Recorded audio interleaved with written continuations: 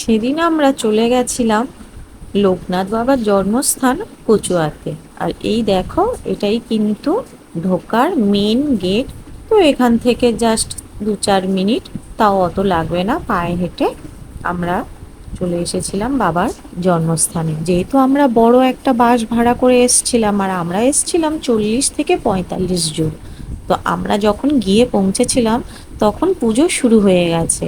তো আমরা একদম 12টার মধ্যে চলে গেছি ঠিক টাইমে।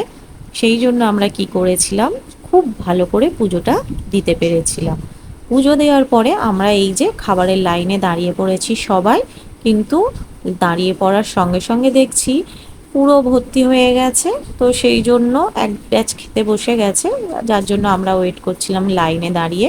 তারপরে দেখো, আমরা প্রায় 20 মিনিট লাইনে দাঁড়ানোর পরে একটা ব্যাচ শেষ হলো। তারপরে আমরা আবার গেলাম, গিয়ে খেতে বসলাম। এখানে দেখো 80 টাকা করে টিকিট। তো পোলাও দিচ্ছে, আর একটা সবজির তরকারি, আর সঙ্গে ছিল খিচুড়ি, যেটা ভোগ হিসাবে।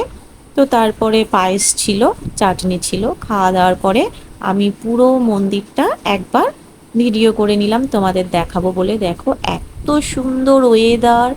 আমরা গিয়েছিলাম বর্ষার শুরুতে, তো এখন তো পুরো ভরা বর্ষা। তো এত সুন্দর ওয়েদার, এত মানে সুন্দর আকাশ, দেখেই সত্যি মনটা পুরো ভালো হয়ে যায়।